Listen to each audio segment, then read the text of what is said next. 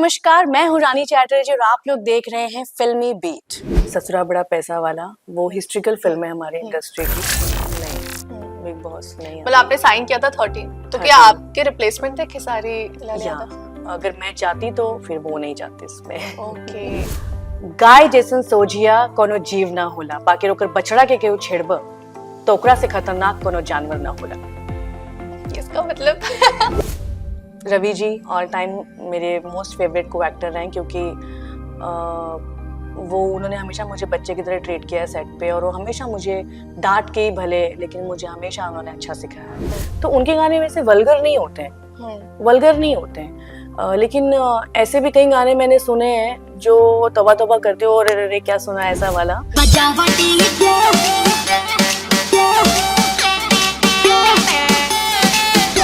मैं खुद जब तक भोजपुरी कर रही थी, लोग मुझे जानते थे, हर जगह जानते थे, लेकिन जब से मैंने हिंदी प्लेटफॉर्म पे आना शुरू किया या टीवी में आना शुरू किया, मुझे लोग और ज्यादा जानते हैं। तो इसकी तो बेनिफिट्स मिलती ही हैं। और मैं तो बोलना चाहूंगी, रवि जी हैं, मनोज जी हैं, दिनेश जी हैं, आप लोग सांसद हैं, अभी तो पवन जी को भी टिकट मिल गई है। तो कुछ करिए आप लोग इसके लिए।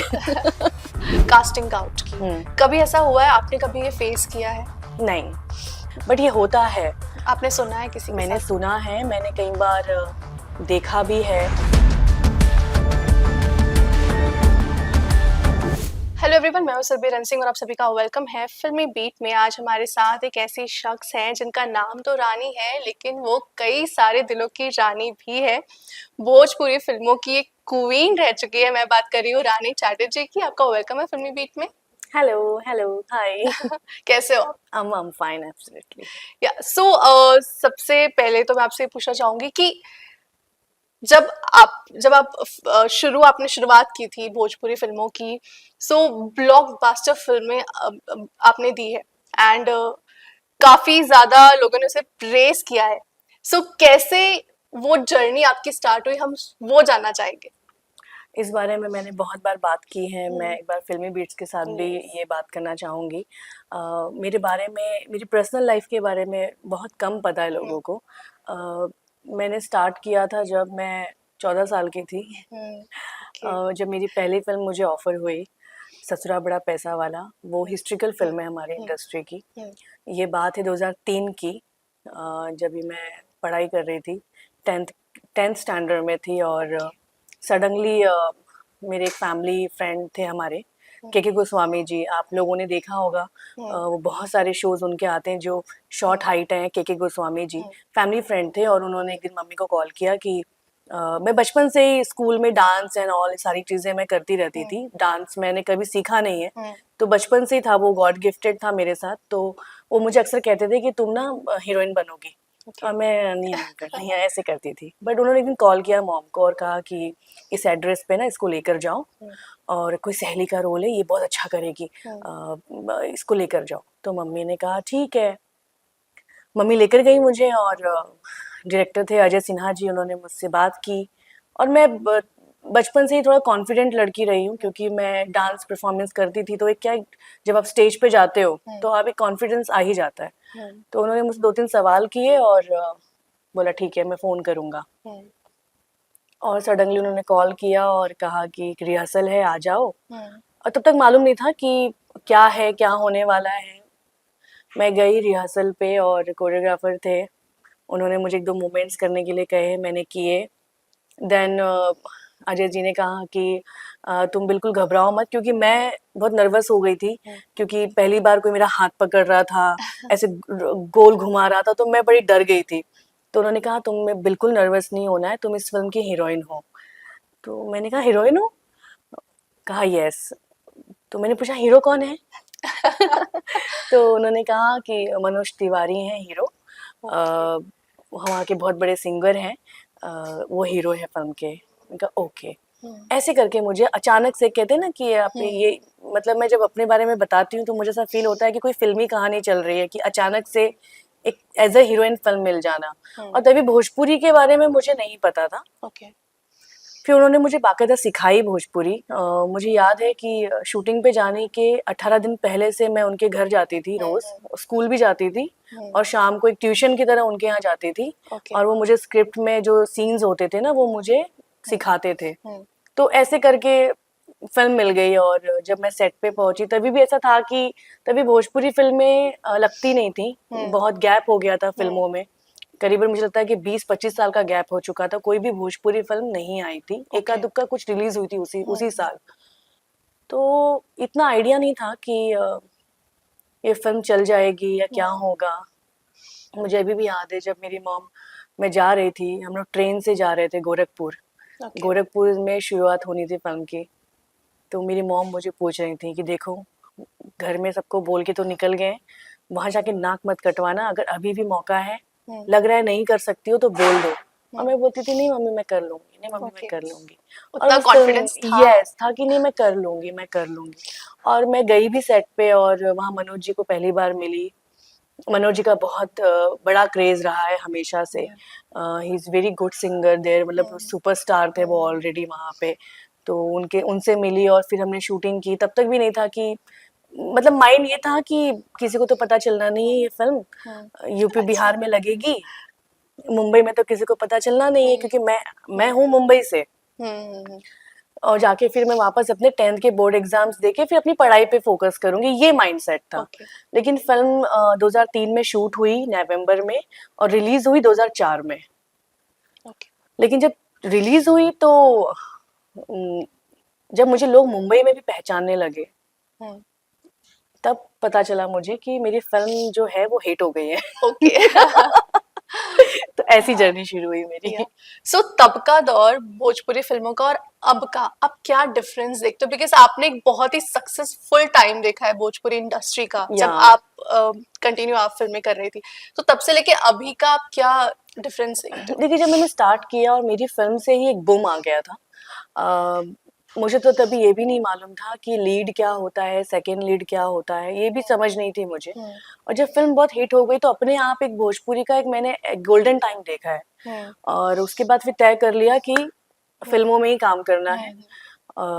करीबन 2013 तक बहुत अच्छा टाइम रहा भोजपुरी का, जिसे मैं गोल्डन ईयर कहती हूँ। क्योंकि थिएटर्स में फिल्में लगती थी और ब्लॉकबस्टर्स होती थी और एकाएक वहाँ भी वो फिल्में लगने लगी, चलने लगी जहाँ पर भोजपुरी की ऑडियंस नहीं है। ये मेरी जो पहली फिल्म है ये मात्र एक ऐसी फिल्म है जिसको जी सिनेमा ने भी टेलीकास्ट किया था। एक्सेप्ट टीवी हुआ करता था, उस पर भी टेलीकास्ट, गोल्ड स्टार एक चैनल था, मतलब जितने हिंदी चैनल्स थे ना टेलीकास्ट हुई फिल्म। इतना बड़ा मैंने टाइम देखा। तो 2013 के बाद फिर जैसे जैसे यूट्यूब आ गए, यूट्यूब के बाद अभी ओटीटी प्लेटफॉर्म्स आ गए, तो मैं खासकर फिल्मों की बात करूंगी कि मुझे ऐसा लगता है कि एक थिएटर का जो टाइम था वो टाइम कहीं ना कहीं अभी फिल्मों का, भोजपुरी फिल्मों का थोड़ा सा डाउन हो गया है क्योंकि थिएटर्स नहीं है हम लोगों के पास अच्छे। मल्टीप्लेक्स का ज़माना है और अभी तक हमारी फिल्में सिंगल स्क्रीन में लग रही हैं, तो ये एक बड़ा ड्रॉप लगता है मुझे, ये एक चेंजेस लगता है मुझे। लोगों के मन में भोजपुरी फिल्मों को लेकर, एक्टर्स को लेकर एक धारणा है कि या तो उसके गाने जो होते हैं, उसके जो वर्डिंग्स होते हैं, उस बेसिस पर लोग उसे देखते हैं, चलती है, पर उनको फिल्मों में इतना इंटरेस्ट नहीं आता। आपको क्या लगता है क्या रीजन है ऐसा होने का? क्या है कि हमारे मैक्सिमम इंडस्ट्री के जो मेल एक्टर हैं वो मैक्सिमम सिंगर्स हैं। उनके गाने बड़े बड़े हिट होते हैं और वही हीरो बन जाते हैं। तो ऑडियंस जो कनेक्ट होती है उनकी फिल्मों से, वो उनके एल्बम के थ्रू हम फिल्मों से कनेक्ट होती हैं। फिल्में बहुत अच्छी बन रही हैं हमारी इंडस्ट्री में, बहुत अच्छा कंटेंट है। मतलब आप जब हमारी फिल्म देखेंगे आपको लगेगा आप एक प्योर इंडियन फिल्म देख रहे हैं क्योंकि जो कल्चर है हमारे इंडिया का वो सब कुछ आपको फिल्मों में नजर आता है। लेकिन एक सिंगर्स के साथ जो कनेक्टिविटी हमारी ऑडियंस की है, तो वो जब फिल्मों को देखते हैं तो फिल्मों से ज्यादा वो तवज्जो देते हैं उनके सिंगिंग को या उनके जो गाने, महीनों महीनों जो उनके गाने आते हैं, ब्लॉकबस्टर सॉन्ग्स आते हैं, तो उस वजह से ज्यादा पॉपुलैरिटी एल्बम्स इंडस्ट्री को मिलती है और फिल्म इंडस्ट्री को थोड़ी कम मिलती या है। जिस तरीके के नाम होते हैं, या आप कह सकते हो क्योंकि जिस तरह के गाने आते हैं जो हमारे जो मेल जो सुपरस्टार सिंगर्स हैं, उनके गाने जैसे जो चूँकि मैं भोजपुरी समझती हूँ, तो उनके गाने वैसे वल्गर नहीं होते हैं, वल्गर नहीं होते हैं। लेकिन ऐसे भी कई गाने मैंने सुने हैं जो तौबा-तौबा करते हो, अरे रे रे! क्या सुना है ऐसा वाला। वो ऐसे सिंगर्स हैं जो शायद पॉपुलैरिटी की वजह से इस तरह के गाने गा रहे हैं। लेकिन प्रॉब्लम ये है कि उन गानों पर सब बात करते हैं। आप कभी जब यूट्यूब पे सर्च करोगे भोजपुरी सॉन्ग्स, तो वो सारे गाने पहले दिखेंगे आपको। और इसीलिए लोगों का माइंडसेट है कि Yes, वल्गैरिटी कि ये ऐसे ही बनता है। हर इंडस्ट्री में देखो C, B, A इस तरह का लेवल का काम होता है, हर इंडस्ट्री में। लेकिन हमारे इंडस्ट्री की दुविधा ये है कि A लेवल के काम के बारे में कोई बात नहीं करता है, C के बारे में सब बात तो करते हैं। इसीलिए जो वल्गैरिटी वर्ड है वो जुड़ गया है इसके यस यस एक्चुअली। सो आपको क्या लगता है, मतलब बीइंग भोजपुरी एक्टर, आपके मन में ऐसा आता है कि चेंज कैसे होना चाहिए या क्या चेंज इंडस्ट्री में होना चाहिए? आपको कभी आपके माइंड में बिल्कुल आता है। बीइंग अ एक्टर मैं हमेशा जब भी मुझे मौका मिलता है मैं ये बात कहती हूँ कि हम एक्टरों को आगे आना चाहिए इसके लिए। सिंगर्स अपना काम बहुत अच्छे से कर रहे हैं, सिंगर्स जो हैं वो अपने गाने को बहुत अच्छे से प्रमोट कर रहे हैं, मीटअप करते हैं या प्रेस के साथ अपने गाने को शेयर करते हैं, पार्टी करते हैं। हम एक्टरों को थोड़ा आगे आना चाहिए, खासकर प्रोड्यूसर्स को। जब एक इंडस्ट्री अभी अभी जैसे हमारी इंडस्ट्री में एक्टरों का भी दौर आ गया है। पिछले 5 साल से आई थिंक मुझे लगता है लॉकडाउन से पहले क्या होता था कि सिंगर्स ही हीरो रहते थे और उन्हीं की फिल्में, फिर उनकी जो एक एल्बम के थ्रू जो एक पॉपुलैरिटी है वो कवर होती थी हमारी फिल्मों के जरिए। लेकिन अब एक्टरों का दौर भी आ गया, अब एक्टर भी काम कर रहे हैं, एक्टर मैक्सिमम काम कर रहे हैं फिल्मों में। तो मुझे लगता है कि जो हमारे एक्टर हैं उनको आगे आके अपनी फिल्मों को बहुत अच्छे से प्रमोट करना चाहिए, प्रोड्यूसर्स को, ताकि लोगों को मालूम पड़े कि यस हमारी इतनी अच्छी अच्छी फिल्में आ रही हैं, आप लोग इसे देखें। हाँ, एक्टरों को आगे आना पड़ेगा। और इस बात में कितनी सच्चाई है कि जो भोजपुरी एक्टर्स हैं, जब वो वैसे तो वो बहुत अच्छा काम करते हैं अपने उतनी इंडस्ट्री में, वो बहुत फेमस होते हैं, लेकिन जब वो किसी हिंदी शो के प्लेटफॉर्म पर आते हैं तब और भी लोग उन्हें जानते हैं और तब उनके काम को और लोग पहचानने लगते हैं और उसके बारे में बात करने लगते हैं। कितनी सच्चाई है इसमें? बिल्कुल 100% सच्चाई है। क्या है कि एक रीजनल सिनेमा के एक्टर जो होते हैं वो एक सीमित होता है, जैसे जहाँ पे वो लोग देख रहे हैं वहीं देख रहे हैं। लेकिन जब आप एक हिंदी प्लेटफॉर्म पे आते हैं, जैसे कि मैं खुद जब तक भोजपुरी कर रही थी, लोग मुझे जानते थे, हर जगह जानते थे। लेकिन जब से मैंने हिंदी प्लेटफॉर्म पे आना शुरू किया या टीवी में आना शुरू किया, मुझे लोग और ज्यादा जानते हैं। तो इसकी तो बेनिफिट्स मिलती ही हैं भोजपुरी एक्टर को। और मुझे बड़ी खुशी होती है कि जैसे साउथ के एक्टर हैं, साउथ के एक्टर कब हिंदी प्लेटफॉर्म पे दिखने लगे, जब उनकी फिल्में डब होके आने लगी। लेकिन हमारी फिल्मों को डब की भी जरूरत नहीं है, वो नॉर्मल लोग भी समझते हैं हमारी लैंग्वेज को। तो हम भोजपुरी वालों को भी लोग जानते हैं और हमें बुलाते हैं हिंदी प्लेटफॉर्म पे, ये भी एक बहुत बड़ी बात है। मुझे बड़ी खुशी होती है ये देख के। खेसारी लाल यादव जो है वो बिग बॉस कर चुके हैं। बिग बॉस करके जब वो बाहर आए थे तो एक इंटरव्यू में उन्होंने कहा था कि वहां पे उनके साथ एक अलग ट्रीटमेंट हुआ था, जो शायद बाकी लोगों के साथ जो ट्रीटमेंट था वो उनके साथ अलग था। तो भोजपुरी एक्टर्स को एक अलग ट्रीटमेंट दिया जाता है बॉलीवुड में भी और उस रियलिटी शो में भी जो उन्होंने फेस किया है। आपका क्या कहना है इसके नहीं, बारे में? मुझे ऐसा नहीं लगता है। मुझे हमेशा बहुत ही रिस्पेक्ट से, बहुत ही इज्जत से बुलाया गया है हर जगह और बड़ी इज्जत दी गई है मुझे। मुझे ऐसा नहीं लगता। और देखिए, जैसे खेसारी जी हो गए या फिर और भी जो हमारे एक्टर है गए हैं जिन्होंने ये बात कही है, मुझे लगता है कि जब आप कमर्शियली लोगों से मिलते हैं तो हर एक बंदा अलग होता है, उसी तरह आप भी एक अलग है। तो या तो आप खुद को मिक्सअप नहीं कर पाए या फिर वो लोग आपके साथ मिक्सअप नहीं हो पाए। तो ये तो आपको हर जगह मिलेंगी चीजें, आपको इससे फाइट करना होगा। और जब आप फाइट करेंगे और अपने आप को आप वहां पर साबित करेंगे, तभी होगा कि yes you are a very big commercial man या वुमेन। तो जहाँ जहाँ मैं गई, मुझे कभी ऐसा फील नहीं हुआ। इनफैक्ट मैंने खतरों के खिलाड़ी किया, मैं बिग बॉस में खेसारी को छोड़ने के लिए गई थी स्टेज पे। मुझे हमेशा बहुत रिस्पेक्ट, बहुत प्यार, और मुझे लगता है कि मेरे जैसा ही है सब कुछ वहाँ पे। ऐसा मेरे साथ नहीं हुआ, इसलिए मतलब ये ट्रीटमेंट आपने कभी फील नहीं किया? नहीं, मैंने कभी फील नहीं किया। और मुझे तो लगता है कि जितना ज्यादा एक्साइटेड हिंदी के सेट पे लोग मुझे देख के होते हैं, वो मेरे सेट पे देख कर नहीं होते। मतलब आप भी ये मानते हो कि यहाँ ऑफ पर आने कोर्स, के ऑफ बाद कोर्स। लोग ज्यादा प्यार करते हैं, लोग यस, ज्यादा जानने लगते हैं। मैं खतरों के खिलाड़ी का फोटोशूट कर रही थी, तो हम 12 हम्म, खिलाड़ी थे उसमें। हम्म, मुंबई में सेट लगा हुआ था, बट जो रश मेरी वैनिटी के बाहर था फोटो खींचने के लिए, वो बाकी एक्टरों की वैनिटी के बाहर नहीं था। हम्म, तो मैं ये कैसे मान लूं कि मेरे साथ वैसा ट्रीटमेंट हम्म, किया गया है या वैसा मुझे फील कराया गया है। हम्म, इनफैक्ट उसमें करिश्मा, करण, धर्मेश, वो सब हमने बड़े मिक्सअप, हम्म, मलिश्का, अदा, हम सब बहुत मिक्स होते थे। हम्म, तो मुझे तो हमेशा बहुत प्यार मिला है हर हम्म, जगह पे। सो मुझे लगता है कि बाकी एक्टरों को फाइट करनी चाहिए इसके लिए, और बताना चाहिए कि भाई हम भी आप जैसे ही हैं और हम एकदम हम्म, सही हैं, बराबर है हम हम्म। सब। जैसे कि आपने कहा कि थिएटर्स में फिल्में अभी नहीं लगती हैं। अभी रिसेंटली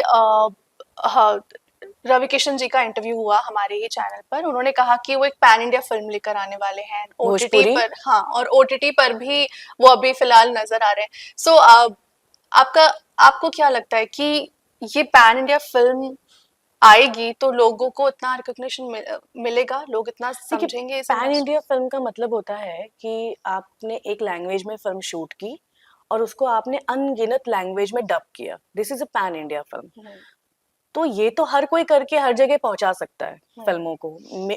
मेरा मानना ये है कि आप अपनी भोजपुरी फिल्म को ही हम्म, आप हर जगह पहुंचाइए। हम्म, अंडरस्टैंड? हम्म, अभी जैसे कोई साउथ की फिल्म है, वो हिंदी में भी डब होती है, वो बांग्ला में भी डब होती है, वो पंजाब में भी, this is called pan India film. जब आप अपनी ही लैंग्वेज को मल्टीप्लेक्स में लगा रहे हैं, आप अपनी ही लैंग्वेज के लिए ओटीटी पे आप वेब सीरीज ला रहे हैं, तो वो बात होगी ना फिर। हम्म, ये मेरा मानना है। हम्म। सो जो बड़े भोजपुरी एक्टर्स हैं जो अभी हिंदी वेब सीरीज भी करते हैं, हिंदी फिल्में भी करते हैं, क्या उनको ये रिस्पॉन्सिबिलिटी लेनी चाहिए कि अपनी इंडस्ट्री को वो किस तरीके से आगे लाए, प्रेजेंट करें? ये हर किसी की जिम्मेदारी बनती है, प्रोड्यूसर्स, हम्म, डिस्ट्रीब्यूटर्स, जितने भी लोग जुड़े हुए हैं, हर किसी की जिम्मेदारी बनती है। आज आप देख रहे हो, देखोगे ओटीटी पे हम्म, 70% कंटेंट यूपी बिहार से ही बिलोंग होते हैं।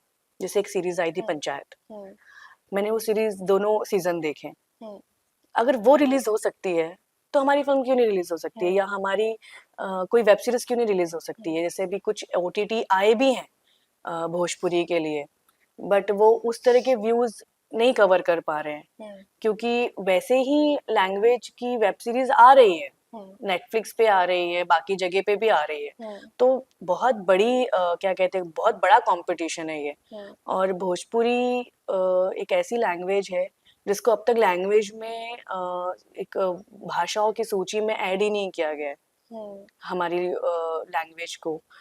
तो ये एक बहुत बड़ी फाइट है, और इसके लिए हर किसी को एक होकर आना पड़ेगा आगे। हम्म। सो आपके नॉलेज में इससे लेकर कुछ हो रहा है? आपको लगता है कि इससे लेकर लोग देखिए, कुछ? हमारी इंडस्ट्री ग्रो तो कर रही है। हम्म, ग्रो किस वे में कर रही है कि पहले फिल्में नहीं बनती थी, हम्म, अब फिल्में अनगिनत बन रही हम्म, हैं जब से मैंने शुरू किया है। जब मैं आई थी तभी तो भोजपुरी चैनल्स भी नहीं थे, हम्म, अब बहुत सारे चैनल्स भी हो गए हम्म, हैं, ओटीटी पे भी आ रही है, Z5 भी फिल्मों को लेने लगा है। हम्म, तो मेरे हिसाब से ग्रो कर रहा है। हम्म, लेकिन मेन ग्रो कब करेगा, जब आपके पास आपके थिएटर्स होंगे। हम्म, मैं मुंबई, पंजाब इस बात नहीं कर हम्म, रही हूँ, मैं बात कर रही हूँ यूपी और बिहार के। हम्म, वहाँ पे सिंगल स्क्रीन्स थे, अभी मल्टीप्लेक्स भी आ गए, हम्म, लेकिन मल्टीप्लेक्स में हमारी फिल्में नहीं लगती हैं। हम्म, तो मेरे लिए सही मायनों में सिनेमा का ग्रोथ तब होता है जब आपकी ऑडियंस आपकी फिल्म देखने के लिए हॉल्स तक पहुंचे।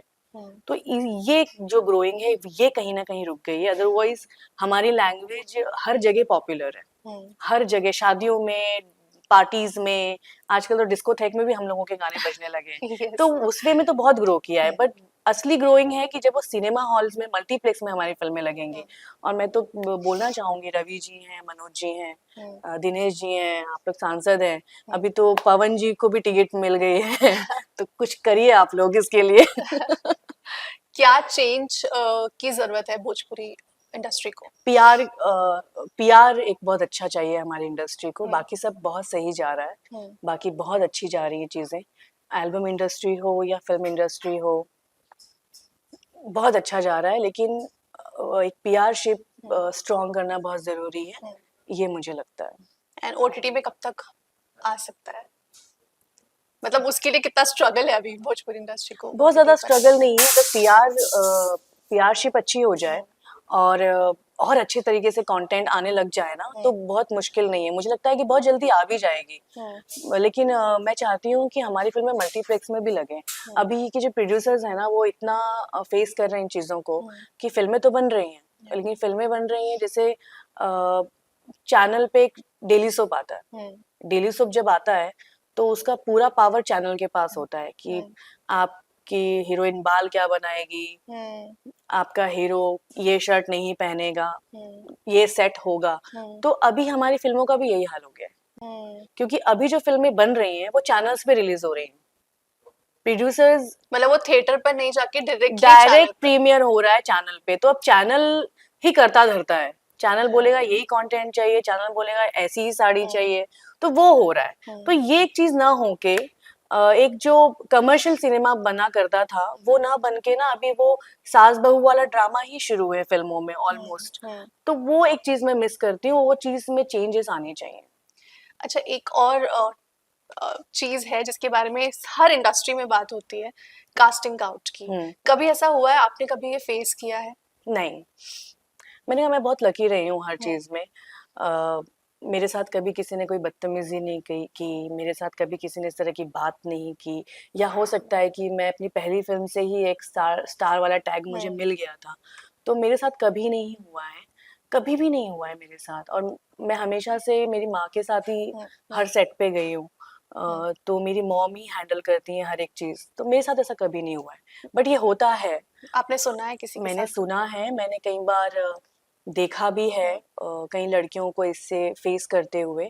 और कई बार कुछ लड़कियां आती भी है मेरे पास कि दीदी या मैम ऐसे ऐसा हुआ हो रहा है, मैं क्या करूं। तो मैं उनको जो समझाना होता है, और वो जो, क्योंकि हमारी इंडस्ट्री में कोई किसी का जबरदस्ती तो नहीं कर सकता, जबरदस्ती नहीं कर सकता है। अगर आपके साथ कोई बदतमीजी कर रहा है तो आपको स्टैंड लेना होगा। जो मैं हर लड़की को कहती हूँ, जो भी न्यू कमर्स भी आ रही हैं, मैं उनसे भी कहूंगी कि सिर्फ फिल्म इंडस्ट्री नहीं है, कोई भी इंडस्ट्री में आप जाओगे, ऐसे आपको 4 लोग मिलेंगे ही मिलेंगे, कहीं ना कहीं मिलेंगे ही मिलेंगे। बट ये पॉसिबल है उनको ना कह के उसके बाद भी देखो, आपको ना तो कहना पड़ेगा। अगर आप सही रास्ते पे चलना चाहते हैं, और ईमानदारी में बहुत ताकत होती है। अगर आपने ठान लिया है कि आपको ईमानदारी से काम करना है, थोड़ा देर से मिलेंगी चीजें, लेकिन मिलेंगी जरूर। और वो देरी जो हो रही है उसमें आपको पेशेंस रखना पड़ेगा। और सबसे बड़ी प्रॉब्लम है कि आज के लोगों के पास पेशेंस नहीं है। सब कुछ बहुत जल्दी चाहिए, सब कुछ जल्दी चाहिए। तो आपको पेशेंस रखना पड़ेगा और अपने लिए स्टैंड लेना पड़ेगा। मैंने कई बार ऐसी सी फिल्मों को ना किया है कि लोगों ने मुझे उस वक्त बहुत डराया भी कि तुम पागल हो, तुमने ना बोल दिया, ऐसे डायरेक्ट ना बोल दिया, तुमको इंडस्ट्री में टिकने नहीं देंगे, तुमको इंडस्ट्री से तो हटा देंगे, तुमको कोई पूछेगा नहीं। ऐसे लोग डराते हैं, ये सब डराने वाली बातें होती हैं। बट मेरा एक डे वन से ही था कि यार नहीं, जहाँ नहीं, यार नहीं मन है तो मैं नहीं करूंगी, ठीक है। अगर फिल्में नहीं मिलती हैं तो ठीक है। ऐसा कई बार हुआ भी है कि एक एक साल मेरे पास फिल्में नहीं रही हैं, और उसका रीजन शायद यही होगा कि मैंने मुंह पर कुछ बोल दिया होगा, या मैंने किसी को नाराज कर दिया होगा, लेकिन मैं कभी घबराई नहीं इन चीजों से। मुझे था कि ठीक है यार, मतलब मेरा ये कहना है, मतलब मैं ये मानती हूँ, मैं आज भी कहती हूँ कि जब मैं पैदा हुई थी तब मैंने नहीं सोचा था कि मैं हीरोइन बनूंगी। बन गई ना, तो फिर मैं आज क्यों घबराऊं जब बन गई हूं तो। और अगर आगे जर्नी नहीं लिखी होगी यहाँ पे तो नहीं होगी, ये मेरा माइंडसेट है। तो ये ना कहना तो आना चाहिए। जो ना नहीं कहता है ना, फिर वो फंसता जाता है इस भंवर में। यस, और जब आपको एक्सपीरियंस मिलते जाते हैं, फिर आपको लगता है कि अरे यार ये गलती कर ली लाइफ में। तो ना, जो ना करेगा ना, वो आगे डेफिनेटली जाएगा। मतलब आपकी ईमानदारी और आपकी किस्मत का साथ रहा है आपको। तो किस्मत कब काम आती है? एक ही बार काम आती है, मौका मिलने तक। आपको मौका मिला, उसके बाद मेहनत, आपको एक प्लेटफॉर्म मिला, वो है आपकी किस्मत। लेकिन उसके बाद उस प्लेटफॉर्म पे आप कितने साल या कितने दिन टिके रहते हो, ये है आपकी ईमानदारी और आपकी मेहनत। Very true. या तो मैं इसी चीज पे बिलीव करती हूँ। मुझे एक मौका मिल गया अचानक से, उसके बाद मैं कई फिल्मों से हटाई भी गई, मुझे रीजन भी नहीं पता है। कई बार ऐसी जगह भी हुआ कि मीडिया को मेरे पास भी नहीं आने दिया गया, Okay. मुझे बुलाया गया फंक्शन में, ऐसी कई चीजें हुई हैं। और इसका रीजन? रीजन यही था कि देखो, रीजन जो मुझे लगता है आज, जो मुझे समझ में आता है कि इंडस्ट्री में ना, अगर आप अकेले आए हो, जैसे I am not nepo kid something, मैं अपने खानदान की पहली लड़की हूँ जो फिल्म लाइन में है। जब आप अकेले आए हो ना, तो लोगों को आपसे दुश्मनी नहीं होती है, लोग सिर्फ अपने लोगों को आगे करने के चक्कर में आपको हटाते। ओके। आप मेरे लिए बुरे नहीं हो, मैं आपको जानती भी नहीं हूँ, मैंने आपके साथ काम भी नहीं किया है, लेकिन मेरा कोई संबंध है जिसको मैं जानती हूँ और मैं चाहती हूँ कि वो आगे जाए, तो मैं देखूंगी भी नहीं आप कौन हो, नाम हटा के सीधा फ्रंट ऑफ इसको कर दूंगी। तो मुझे ऐसा लगता है कि कई रीजन ऐसे भी रहे हैं, बट मुझे एक ही चीज पता थी कि कैमरे के सामने ना मुझे अपना दी बेस्ट देना है, फिर वो ऑडियंस डिसाइड करेगी, और ऑडियंस ने डिसाइड किया। और आज तक 20 साल हो गए मुझे, आज तक अगर मैं हूँ, उसका क्रेडिट सिर्फ और सिर्फ जाता है तो ऑडियंस को जाता है। जिस दिन ने ऑडियंस ने मुझे देखना बंद कर दिया, मेरे पास काम नहीं होगा। ओके। एंड आउटफिट्स की बहुत बात होती है, जो एक्ट्रेसेस होती हैं भोजपुरी इंडस्ट्री में, कि बहुत रिवीलिंग आउटफिट्स होते हैं सीरियसली? ऐसा। हाँ, इस पर आपका क्या कहना है? नहीं, मुझे तो लगता है कि हम लोग सिर्फ साड़ीज पहनते हैं, लहंगा चोली पहनते हैं, मैं तो इरिटेट हो जाती हूँ कि यार कुछ तो अच्छा पहनाओ, कुछ डिफरेंट पहनाओ। गाना है तो लहंगा चोली पहना दिया, सीन्स है तो साड़ी पहना दी। रिवीलिंग कपड़े तो नहीं होते हैं। मेरे में भी शॉट लेने का तरीका ऐसा होता है कि वो ऐसा लगता है कि बहुत रिवीलिंग है। अभी जैसे बॉलीवुड में तो बिकनी पहन लेते हैं लोग, लेकिन वो भी हमको देख के उतना वियर्ड नहीं लगता है, लेकिन हम लोग को साड़ी में देख के भी लोगों को वियर्ड लगता है। तो may be short angle something is, जब देखा जाए तो ये सारी इंडस्ट्री में है, लेकिन ऑफ कोर्स है। आप कभी, मैं अपनी ऑडियंस को भी बोलूंगी जो भोजपुरी नहीं देखते हैं, उनको भी बोलूंगी, आप कभी फिल्में बैठ के देखना, मतलब 1% भी आपको वेलगैरिटी डायलॉग सीन्स गाने नहीं मिलेंगे। लेकिन वो पता नहीं क्या, ये जो आपने कॉस्ट्यूम की बात की ना, ये डेफिनेटली ये एल्बम से आया है। और एल्बम में भी जो कपड़े पहनते हैं वो वही पहनते हैं, sari and all that, but short के स्टाइल जो होते हैं ना, वो शायद में भी ऐसा होता है कि लगता है ओ ऐसा वाला। ऐसा मुझे भी कई बार लगा है। फिर आपने इतना काम किया है, अगर आपसे पूछो कि आपके 5 फेवरेट को एक्टर्स, तो आप किनका नाम लोगे? रवि जी ऑल टाइम मेरे मोस्ट फेवरेट को एक्टर हैं, क्योंकि वो, उन्होंने हमेशा मुझे बच्चे की तरह ट्रीट किया है सेट पे, और वो हमेशा मुझे डांट के ही भले, लेकिन मुझे हमेशा उन्होंने अच्छा सिखाया है। सो उनके साथ मेरी केमिस्ट्री ऑन स्क्रीन बहुत अच्छी होती है। रवि किशन। और मैं कृष्णा अभिषेक का नाम लूंगी। अभी तो टीवी में वो धमाल कर रहा है कृष्णा, बट बहुत पहले 2005 की बात है जब कृष्णा के साथ मैंने बहुत फिल्में करी हैं। कृष्णा मेरा सबसे अच्छा को एक्टर रहा है, क्योंकि जब तक मैंने कृष्णा के साथ काम नहीं किया था, उसके पहले मुझे ऐसा बोल के फिल्मों से हटाया जाता था कि इसको डांस नहीं आता है। या मतलब ना, कुछ एक रीजन होना चाहिए हटाने का। लेकिन जब कृष्णा के साथ मैंने काम किया तो मुझे एक डांसर एक्टर मिला, वो तो मतलब वो तो पैदाइशी डांसर है कृष्णा। तो जब उसके साथ मेरे गाने देखे लोगों ने, तब लोगों को लगा कि ओ, ये तो इतनी अच्छी डांसर है। तो कृष्णा मेरा बहुत अच्छा को एक्टर रहा है। और विनय आनंद अच्छे को एक्टर रहे हैं, दिनेश एंड खेसारी ऑल्सो। पवन जी भी हैं, बट पवन जी के साथ मैंने अपनी फिल्में नहीं की हैं। मुझे लगता है मेरे मैक्सिमम अच्छा ही रहा है सबके साथ, but most Krishna and Ravi ji. Okay. And Bigg Boss definitely आपको ऑफर हुआ होगा, आप कब प्लान कर रहे हो जाने का, और आपने क्यों अब तक आपने किया नहीं बिग बॉस? मुझे बिग बॉस 2000 मतलब सीजन, आई थिंक सीजन 8 से ऑफर हो रहा है। सीजन 13 मैंने साइन भी कर लिया था। या बट हुआ ये कि मैंने खतरों भी सेम टाइम पे साइन किया था, एंड दोनों सेम प्रोडक्शन के शोज थे, तो इसलिए मैं नहीं जा पाई थी बिग बॉस।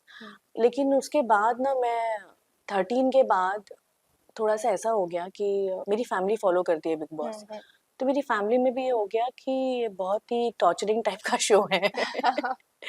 बहुत टॉर्चरिंग टाइप का शो है। मुझे भी लगता है कि मैं शायद वहाँ फिट नहीं हो सकती हूँ, क्योंकि इतना ज़्यादा झगड़ा करना और सबसे बड़ी प्रॉब्लम कि खाने को लेके जो इतना ज़्यादा झगड़ा होता है। तो उसके बाद से फिर ऑफर्स आए हैं, ओटीटी भी आया था जब फर्स्ट ओटीटी ओके। शुरू हुआ था। लॉकडाउन में भी जो बिग बॉस शुरू हो रहा था वो भी ऑफर हुआ था, बट फिर नहीं, बिग बॉस नहीं मतलब अभी। आपने साइन किया था 13, तो क्या 13 आपके रिप्लेसमेंट थे खेसारी लाल या यादव? मतलब या क्योंकि वो वाइल्ड कार्ड गए थे। अगर वो अगर मैं जाती तो फिर वो नहीं जाते इसमें। ओके, एंड आप जाओगे तो डेफिनेटली धमाल मचा कर आओगे। ऐसा लग रहा है मुझे देख के। बिल्कुल। ऐसा सब बोलते हैं मुझे, सब लोग पूछते हैं, मेरी ऑडियंस भी पूछती है। हम्म, बट मुझे लगता है कि मैं अभी मेरा एक जो इमेज है ना ऑडियंस में, अब आई डोंट नो वहां जाने के बाद मैं क्या इमेज लेके बाहर निकलूंगी। ये एक चीज होती है हाँ, बिग बॉस अभी के घर अभी की। मेरी फ़िल्में जो आती हैं वो बड़ी मैसेज वाली फ़िल्में होती हैं। इनफैक्ट अभी मैं टीवी कर रही हूँ, तो टीवी में भी मेरा बहुत अच्छा रोल है, हम्म, बहुत अच्छा किरदार है। तो आई डोंट नो कि क्या इमेज लेके आऊँगी। तो मुझे ऐसा लगता है कि बिग बॉस तब जाऊँगी हम्म, जब लगेगा कि ओके, अब कुछ नहीं करने को तो चलो बिग बॉस, ऐसा वाला मेरा ओके। है माइंडसेट। अदरवाइज़ भी शायद नहीं भी जाऊँ मैं। ओके, कोई तीन आपके फेवरेट डायलॉग्स आपकी फिल्मों के, भोजपुरी फिल्मों के, जो आप बोलना चाहो? मैंने ऐसे तो बहुत सारे डायलॉग्स बोले हैं, लेकिन मैं यहाँ पे एक हम्म, डायलॉग बोलूँगी हम्म, जो मेरी पहली फीमेल ओरिएंटेड फ़िल्म थी, छुटकी हम्म, दुल्हन, जिसके लिए मुझे पहला बेस्ट एक्ट्रेस अवार्ड मिला था। हम्म, उसमें एक मेरी लाइन थी जो बहुत पॉपुलर हुई थी। इट्स लाइक गाय जैसन सोजिया कोनो जीव ना होला, बाकी ओकर बछड़ा के केहू छेड़ब तो ओकरा से खतरनाक कोनो जानवर ना होला। इसका मतलब? इसका मतलब ये है कि गाय से मासूम कोई जानवर नहीं है, लेकिन जब उसके कोई बच्चे को छेड़ता है तो ओके। उससे खतरनाक फिर कोई जानवर नहीं है। ओ, अमेजिंग, या लेकिन ये सुनने में बड़ा मजा आता है सीरियसली। नहीं, बहुत प्यारी लैंग्वेज है। यस। जब मैंने भी शुरुआत की थी ना लैंग्वेज सीखना, तो मुझे बहुत मुश्किल नहीं हुई थी ये बोलना। अभी तो लोग मुझे पूछते हैं कि आप इतना कैसे बोल लेती हैं, इतना फटाफट कैसे। हाँ। मतलब मैं भोजपुरी ऐसे बोलती हूँ जैसे कि मैं वहीं पैदा हुई हूँ। हम्म। और कोई डायलॉग मुझे बहुत अच्छा लग रहा है सुनने। अ, अच्छा, एक मेरी हम्म, फिल्म आई थी श्रीमान श्रीमती। हम्म, उसमें एक मैसेज के थ्रू ही एक सीन क्रिएट किया गया था कि जो मेरा हाँ, कैरेक्टर है, उसके पापा ने बोल दिया कि इसी लड़के से तुमको शादी करनी है। तो हम्म, वो सोचती है यार, अभी पापा को तो पूछ नहीं सकती कहाँ किधर कैसा हम्म, लड़का है, चलो पता करके खुद ही पहुंच जाते हैं और देखते हैं लड़का कैसा है। हम्म। तो वो मैं कैसे पहुंचती हूँ, पूरी फिरंगी बन के, हाथ में गिटार, एक ओके। ढाबे पे बैठी हूँ। और वहाँ इस सीन में हमने एक मैसेज भी दिया था हम्म। कि भोजपुरी की पहचान क्या है और लोग किस तरह पहचान रहे हैं। ओके। तो मेरा गाना था, चूसता देवरा चूसता, देवरा चूसता। तो उतने में हीरो कहता, ए ये क्या गा रहे हो? हाँ। तो मैं कहती this is Bihari song, Bihar का कल्चर है। तो कहता ये बिहारी नहीं है, आप गलत गा रहे हो। हम्म, तो मैं कहती हूँ डोंट टीच मी। मैंने और एक गाना सुना है यहाँ, बहुत फेमस है, जो मैं भी हम्म, गाऊंगी, हम रहाऊ चाहे, हम रहाऊ चाहे। तो हीरो कहता नहीं, ये बिहार नहीं है, मैं बताता हूँ बिहार क्या है। और वो एक बहुत अच्छा गाना वहां पर सुनाता है। तो ये हमने एक मैसेज के थ्रू ये सीन, देखिए सीन करने के लिए मुझे बहुत मजा आया था, क्योंकि मुझे अंग्रेजी एक्सेंट में भोजपुरी गाना था। तो लाइक कुछ अलग। चूसे था डिबरा, चूसे था डिबरा, चूसे था बगल वाली जान मारी ली, लाइक। तो ये सीन करने में मुझे बहुत मजा आया था। अमेजिंग, एक लास्ट। ओके, भोजपुरी में या। उम्म, अभी मेरी एक फिल्म आने वाली है। हम्म, उसमें मैं हूँ, काजल राघवानी है मेरे साथ। हम्म, और उसका जो कॉन्सेप्ट है कि दो लड़ाकू फैमिलीज हैं जो साथ में ही रहती हैं। हम्म, तो उसमें मैंने इतनी भर भर के ऐसी शुद्ध शुद्ध लैंग्वेज, मतलब भोजपुरी हम्म, की शुद्ध ठेठ लैंग्वेज में जो मैंने डायलॉग्स बोले, हाँ, तो मैं काजल को बोलती हूँ, हम लोग फाइट कर रहे हैं, हम्म। हंसना मत। उसमें मेरी एक लाइन है कि ज्यादा चेक चेक करबू ना तो ऐसन मारे कि जमीन छोड़ के उड़े लगबू।